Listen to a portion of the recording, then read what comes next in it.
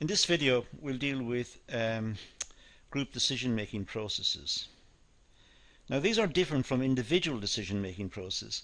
They may involve far more complex interpersonal processes. So they may involve negotiations, discussions, to some extent trading within groups to try and bring about decisions. So it's a much more complex situation than for the individual. The individual decides based on perhaps on evidence or based on introspection, tries to work out what's the best solution and what decision should be made.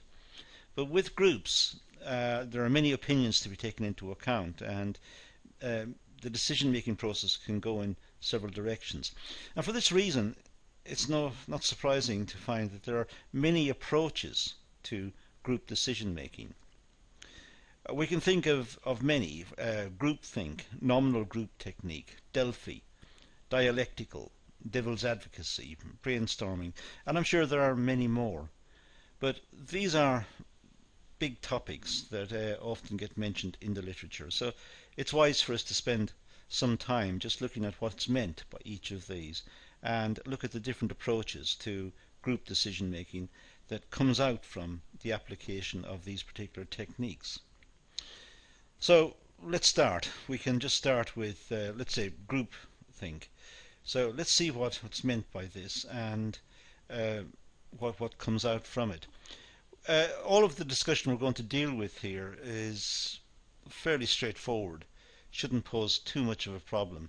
It is wise, however, that you take notes as you go through it. You'll see from the bottom right hand corner of the slide we have 46 slides in the video, which is not a lot, and for that reason perhaps going over it a couple of times or a few times, making your own notes, may be worthwhile. But let's start with groupthink and see what's meant here. The group members may seek a consensus at the expense of identifying and debating areas of disagreement. So groupthink is when they're looking for consensus. The group is looking for consensus so desperately that they may play down the disagreements. They may capitulate very easily, not fight for particular positions too much. They're going with the group. They're listening to the group and what the group wants and the desires of the group, and people within the group want to fit in. So there's not much debate between them. They tend to acquiesce. They're going along with what the group thinks. Group members may be reluctant to disagree with other members of the team. The quality of the final decision may be adversely affected by this lack of criticism. So the fact that they're agreeing so easily may in fact be a bad thing, because sometimes, quite often in fact, situations are improved through criticism. And the academic way at universities and colleges is for academics to seek criticism. They publish papers in the hope of getting criticism, because it's through criticism that their ideas are refined and improved. So the next draft of their work will be much stronger because it incorporates criticisms from the previous draft. And that's a way in which we tend to develop, and this overlinks or overlaps to some extent with the dialectical approach, which we'll mention later on. But it may be, if members of the group give in too easily, that the final decision may not be that strong. It may overlook some key issues, or it may have weaknesses because it wasn't properly considered. Some group members may feel intimidated and become reluctant to speak openly, and valuable points are missed because of this. So it may be that, depends on the processes within the group. There may be some very powerful personalities within the group, which may mean that other members of the group feel intimidated and they don't want to be embarrassed or to speak out of turn, or so they don't say anything. In fact, their criticisms and their points may be very valuable, but they've been lost because of the interpersonal situation they found themselves in.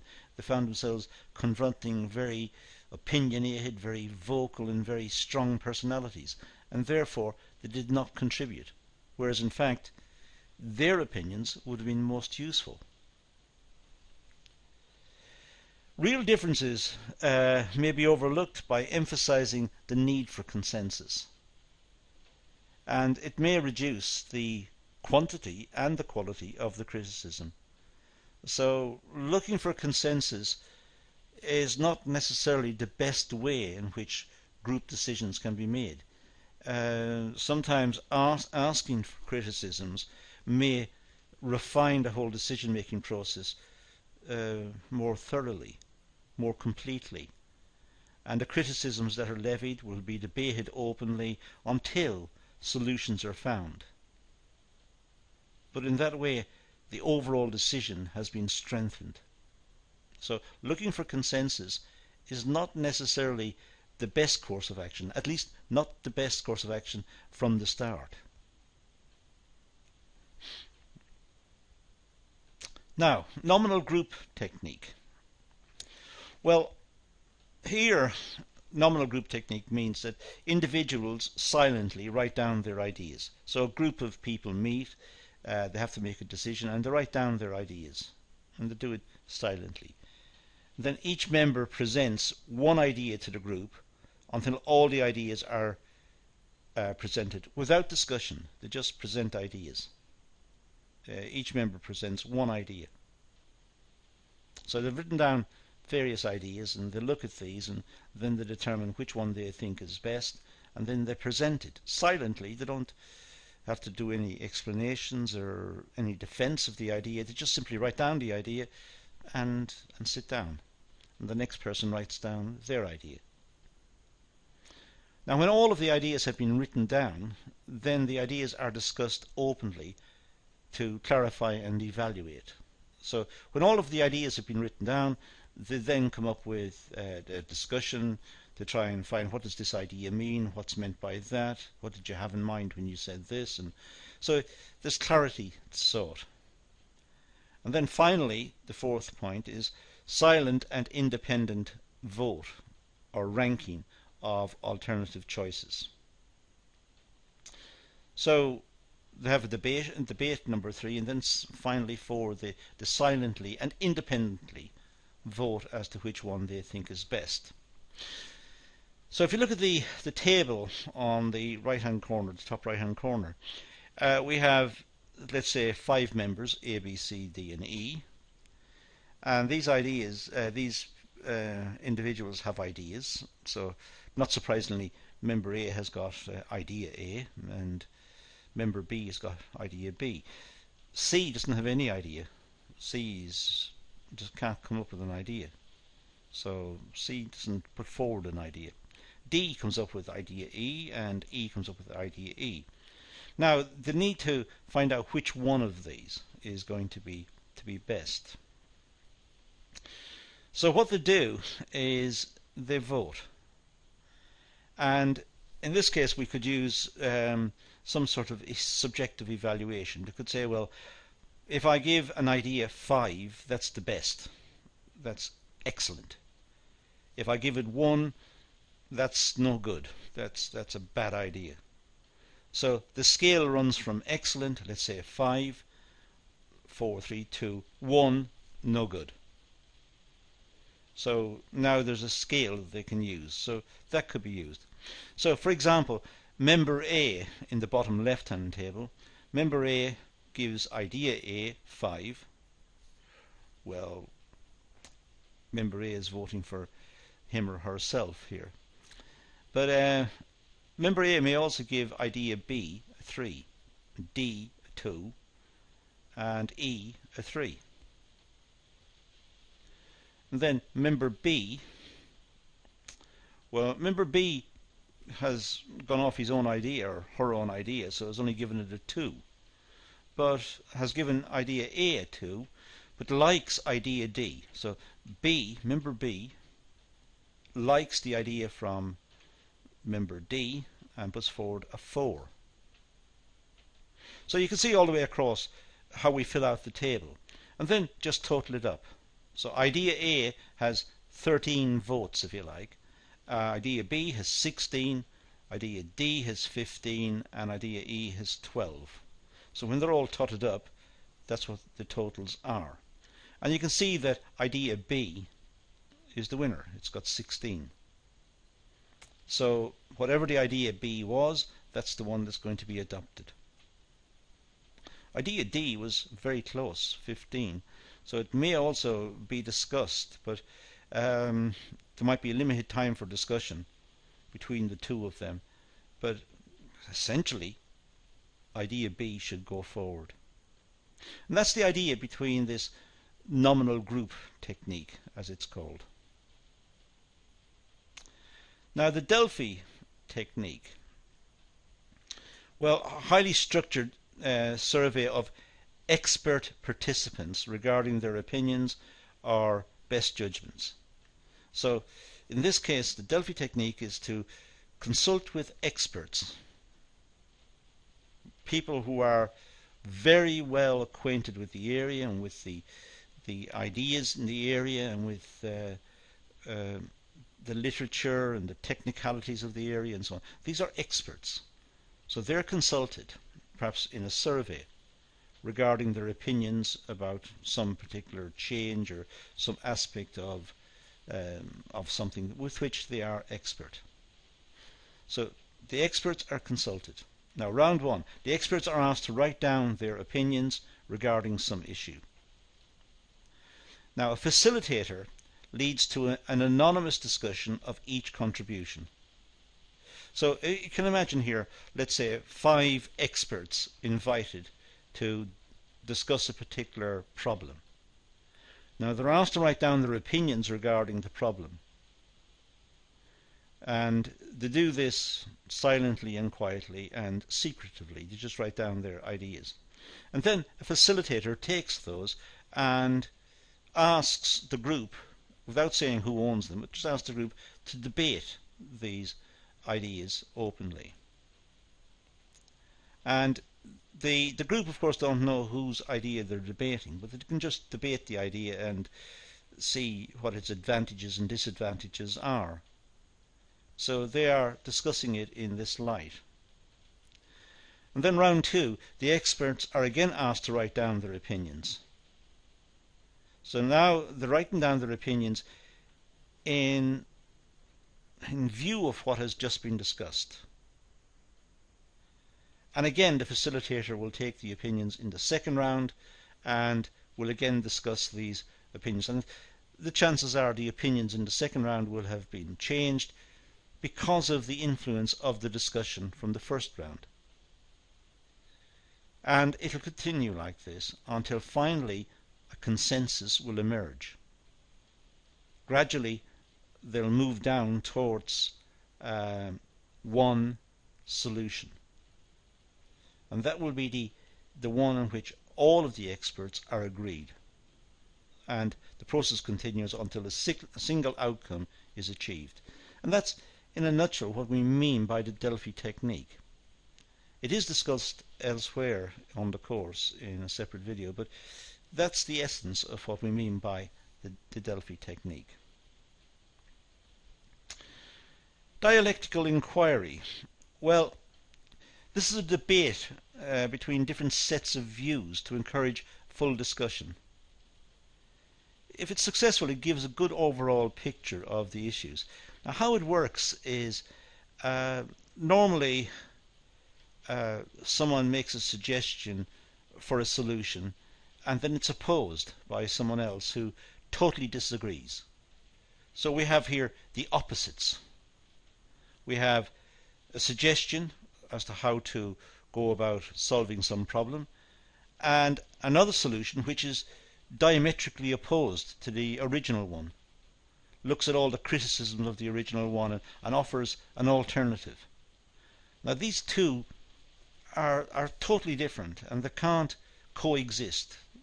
These two are so different, so radically opposed to each other that there's a problem. They must be resolved. And what happens here is there is a debate.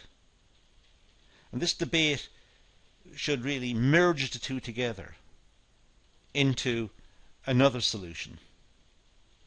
So this new solution contains some contributions from the original and some contributions from the second one into this new solution. And this new solution could again be opposed by an opposite. Someone comes up with all the criticisms of this new solution and comes up with radical proposals which is opposed to it as well. And again, a debate will be had until yet another solution is found which resolves the issue between those two. And this is known as the dialectical process. It's a process of a situation being opposed, then somehow merging together with the original one through discussion until a new solution emerges, then that one being opposed, and again another big debate until yet another solution is found. And it could go on for a long time until a facilitator, let's say, says that's enough, we've now found a solution. It's a very important term actually in terms of politics. Marxian economics, for example, is based on the material dialectic, as it's called. Marx believed that history, for example, would lead or could point to the possibility of revolution, because conditions in countries would be such that it would be opposed. The conditions would be opposed by workers and so on, and there would be a revolution, a conflict between the two, out of which a new society would emerge. But the new society would also generate its opposites, and yet another one would come about. It's all based on the work of a German philosopher called Hegel, who came up with the idea of the dialectic. But in terms of group decision making, back down to this, it's a technique that's used. Simply say someone comes up with a solution, some people oppose it and bring up contradictions and criticisms, and then there's a debate about how the proposal can live with the criticisms or how they can be resolved. A new solution eventually will emerge which will incorporate the original one, plus it'll incorporate the criticisms. It'll have been refined, in other words, and it'll become the new solution, but then that will also be opposed and new criticisms developed, and again a debate until that's resolved. So it's a way in which group decision may advance. Devil's advocacy. Well, this is a group of members may argue against a recommended actions in an effort to expose weaknesses in the case. It's called devil's advocacy because in Catholicism, in the church, when somebody is proposed to become a saint, then the church appoints some very learned theologians to oppose the canonization of that person, to make that person a saint. So these theologians will prepare all sorts of documents and arguments against the person being converted to a saint, and they're known as that's the devil's advocacy. That's they are pleading that this person should not be made a saint, and if they fail in their arguments when it goes to a hearing of more theologians and church members, when it goes to that hearing, it's like a court case. If they fail, then the person will be made a saint. But in order for a person to become a saint in the church, they need to pass this test, and devil's advocates will be the ones who oppose them. And we use the term in this context as simply people who look at solutions to problems and oppose them.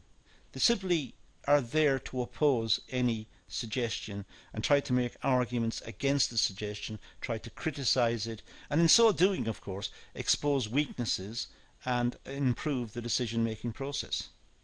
So it's a valuable way in which criticisms can be found.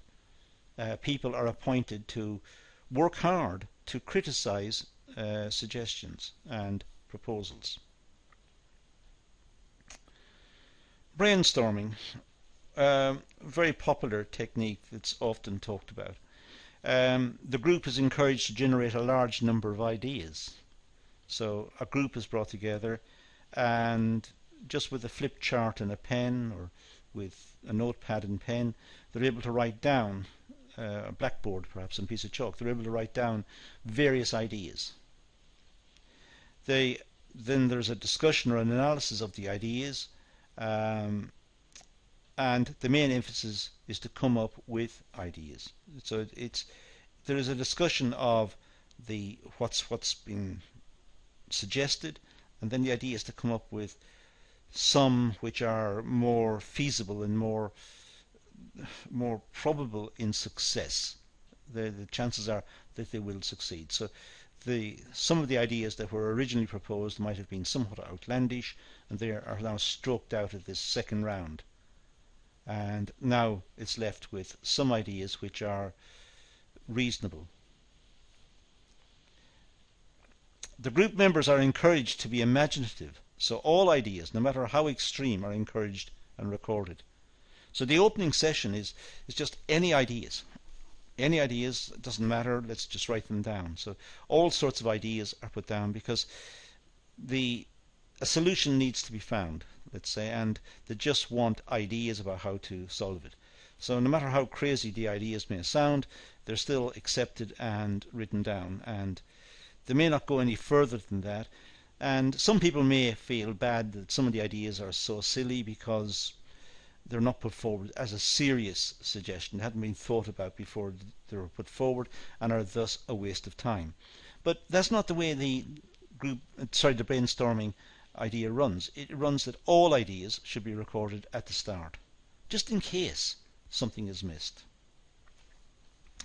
Analysis of ideas will only take place when all the new ideas cease. So when all the ideas are put forward, at that point then there will be some discussion of the ideas.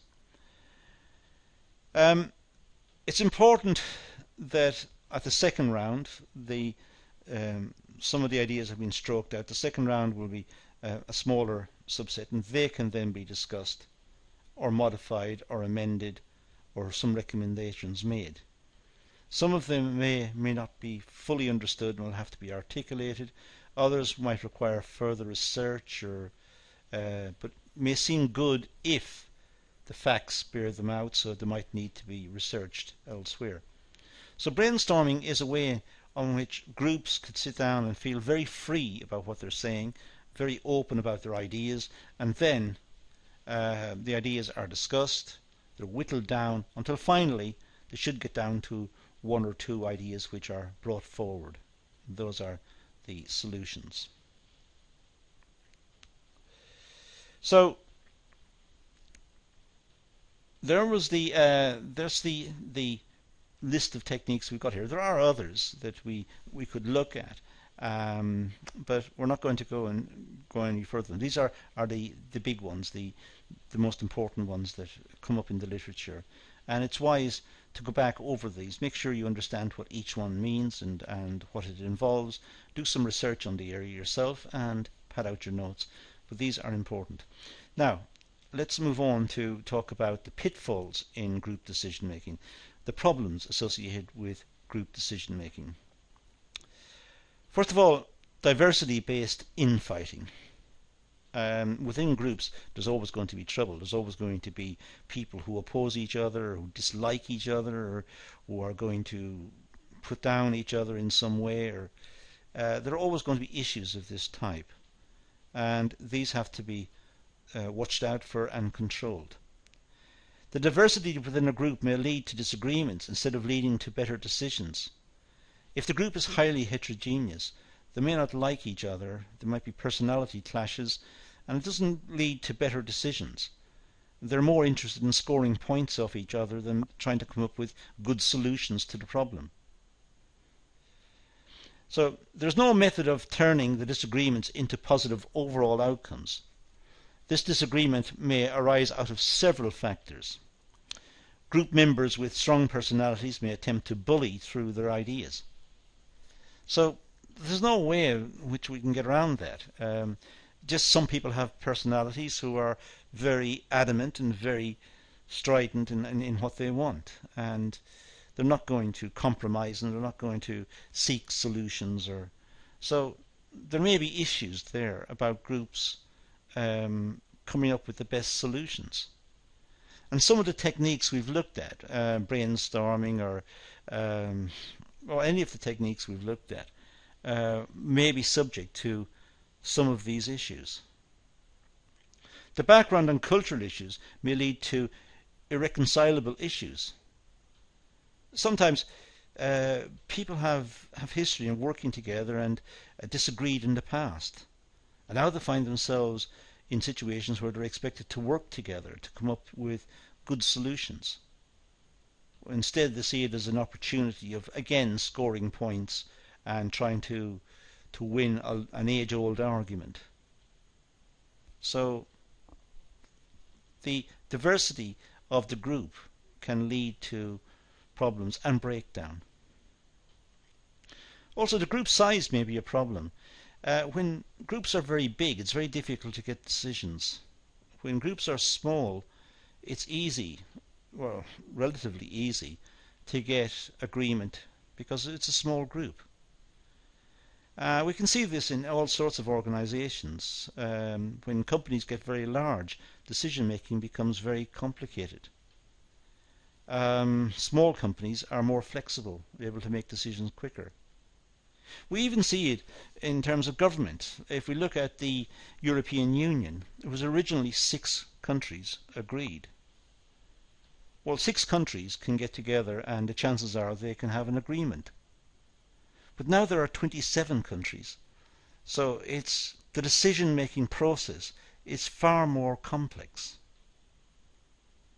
And it's easy for individual countries to have disagreements with them. So the group size is a problem in trying to get certainly a consensus. The chances of a consensus is greatly diminished as the size of the group grows. But just getting an agreement that they can all work with and adhere to, that not a consensus necessarily, one with modifications and with exceptions and so on, but it'll still be very difficult to get that as the group size increases. Normalization and risky shift. Well, it's considered that extreme positions taken in group decision making would cancel out, leaving the middle ground as the winner. This is known as normalization. It's often considered that as groups get bigger, the extremes tend to become isolated. People tend to be pulled towards the center. So decision making with larger groups tends to be less extreme. If the group is very small, then extreme solutions could emerge. And extreme solutions may be very risky. Let's say for a company making investment decisions and they're asking a small group to look into the investment decision, the group may, if it's a small group, may come up with quite risky suggestions. But if a large group's involved, different opinions and different ideas and compromises and discussions and criticisms and eventually the extremes tend to fall away and they're left with more or less something in the center. Now whether that's a good thing or a bad thing is debatable, but it's called normalization and it moves towards the center. As group sizes become bigger, we tend to move towards an average, and the average is in the center. However, it may be the case that groups may swing to the extremes. This is a type of group polarization and is known as risky shift. Groups can move to the extremes, particularly if there is some charismatic leader within the group who has got a very cogent manner of presenting arguments and points and criticisms and understands group dynamics and understands the situation under consideration, and that person may pull the group to the extreme. So it may be that groups will move to the extreme. And we've seen it in many countries that political leaders who are just individuals, they're political leaders but still just individuals, but they have made strong arguments and are able to move the whole country to an extreme position, an extreme politically. And this happens. So we have to allow also for the fact that with large groups, it may not be normalized, it may not go to the center and the extremes are cut off, like was suggested earlier. It may in fact swing to the extreme. And that's known as risky shift. Common information bias. Well, this bias is based on the group members placing too much importance on their previous knowledge and experience.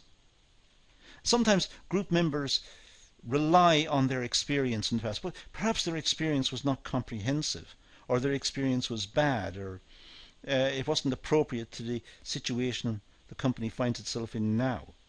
So relying on previous experience may not be a good idea. It introduces bias. It introduces almost a lag in the decision-making process. It could lead to a distortion of or a misunderstanding of the inapplicability of past experiences with the current situation. It's also the case that there could be group consensus, that the group just settle down to all agree, but they're agreeing about the wrong course of action. Someone has made a point, they all think about it and they say it's a good point and they all agree, and that's the end of the discussion. In fact, that point needs criticism, it needs to be discussed and debated more widely. They've in a sense given up too soon and they've all agreed. So that may also lead to a source of bias. There's also the Vroom-Yetton-Jago method of decision making, but this will be looked at in a separate video. We're not going to engage in that one here. So that's all we're going to deal with in this video. Let's leave it at that then and say thank you for watching.